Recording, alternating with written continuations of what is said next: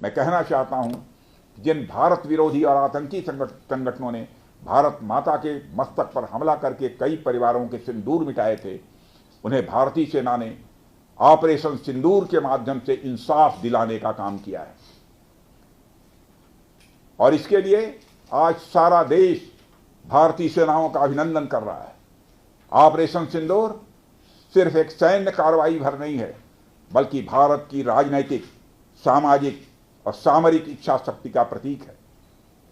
यह ऑपरेशन आतंकवाद के खिलाफ भारत की दृढ़ इच्छा शक्ति का और सैन्य शक्ति की क्षमता और संकल्प शक्ति का भी प्रदर्शन है।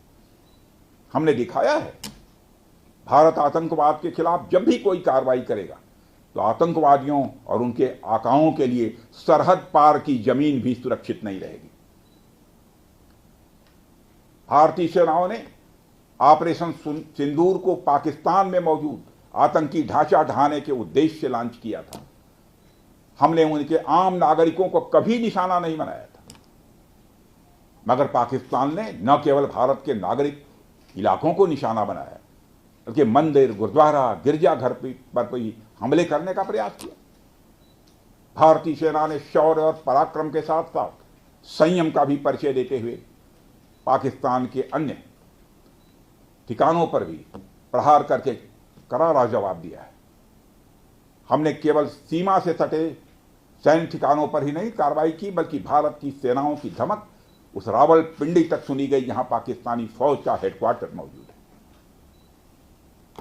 मित्रों, भारत में आतंकवादी घटनाएं करने और कराने का क्या अंजाम होता है, यह पूरे विश्व ने उरी की घटना के बाद देखा, जब हमारी सेना ने पाकिस्तान में घुसकर सर्जिकल स्ट्राइक की।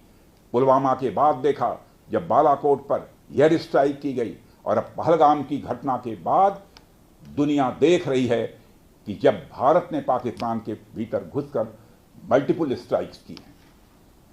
आतंकवाद के खिलाफ जीरो टॉलरेंस की नीति पर चलते हुए हमारे यशस्वी प्रधानमंत्री श्री नरेंद्र मोदी ने स्पष्ट कर दिया है कि यह नया भारत है जो आतंक के खिलाफ सरहद के इस पार और उस पार दोनों तरफ प्रभावी कार्रवाई करेगा। यह हमारे प्रधानमंत्री जी ने स्पष्ट रूप से यह संदेश दे दिया है।